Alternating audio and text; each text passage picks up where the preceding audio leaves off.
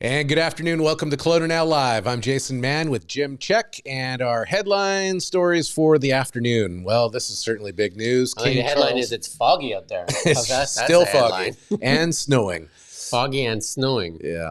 But sad times for the monarchy as King Charles has announced that he is diagnosed with cancer and has shared the news to prevent speculation. Yeah. He's 75 years old and was diagnosed recently and after undergoing a procedure for a benign enlarged prostate. The palace did not say whether the cancer was in the king's prostate, only that tests have identified a form of cancer. There you go, wishing you well. And update from London. Now, this London, Canada, not London, UK.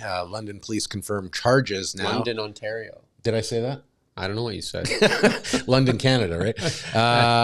It is in a province called yes, Ontario. Yes, of course. Well, anyways, London police are confirming charges against members of the 2018 World Cup junior team. Yeah, it held its first public media availability today and provided updates into that investigation into the alleged sexual assault involving members of the Canadian 2018 World Junior Hockey Team.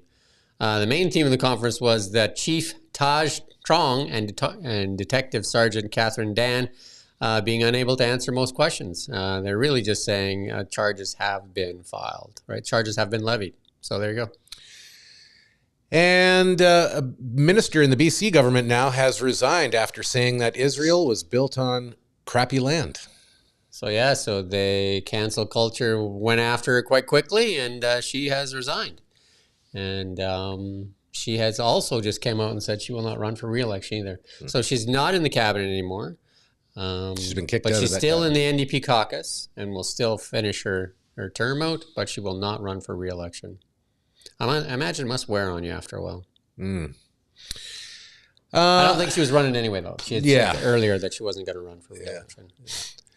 A Vernon lawyer has been suspended for misconduct related to the use of elderly clients' funds. He's been suspended for 1 month for committing professional misconduct, according to the Law Society of BC. It relates to improper handling of client funds, which amounted to some or all of $11,493. Vernon lawyer David Leslie Schaefer was granted a power of attorney by two clients in 2018, and according to the hearing panel summary, admitted to not maintaining adequate or accurate records in relation to the various cash withdrawals from the two clients' bank accounts. His suspension begins March 1st, 2024. And parents have been charged with the manslaughter after a baby girl who was aged 1 has died from fentanyl overdose. Truly sad, right? Truly, truly sad. Winnipeg police confirmed the charges Monday in the death of 1-year-old Hannah Boulette. Hannah was pronounced dead in the hospital last March, soon after paramedics were called to a home and found her unresponsive. Autopsy and toxicology reports determined her death was due to a high level of fentanyl in her system. It's truly heartbreaking. Don't need a lot at that age for it to be a high level. City of Calgary gets a notice of petition to recall Mayor Jyoti Gondek. There you go. All they need is, I think that number is quite high, 500 and some odd thousand votes or something, or 500,000. 40% of Calgary's population. There you go. They need a lot of people to, that's more than 500,000 names, to recall her. So, I think you have to live in Calgary, though, too, don't you? I think so. There you go. So. You can do your, So there's a lot of people expressing their displeasure with her, for sure. Yeah. I would imagine it would be difficult times to be a politician on either side right now. On the roads, we have a road report brought to you by CSN Collision Centers. Now, the Highway 97 problem there near Summerland is going to become a daily source of closures, short 15-minute to 20-minute closures, in addition to the sort of like longer scheduled closures as well.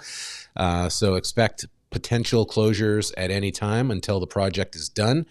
And the next long closure of an hour and a half will be this Wednesday at the sort of usual time, 11 until 12:30. And the Kelowna weather still calling for snow flurries overnight and over the next couple of days. If you look over our shoulders, you'll see what we're talking about. There's lots of it, and expect that snowy and wet weather conditions to continue here right through the next few days. And you can also go on KelownaNow.com and check out the webcam. We have the Landmark 6 cam that shows you basically the view that you're looking at right there, and then you can have a look anytime. And Kelowna weather brought to you by ATB Wealth. Realize your vision of wealth at atb.com/wealthkelowna.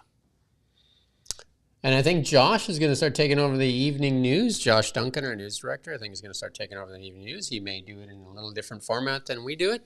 And I think even in the morning, we're going to try to do something called shorts. We did a couple of them this morning, just like short hits as opposed to a long newscast.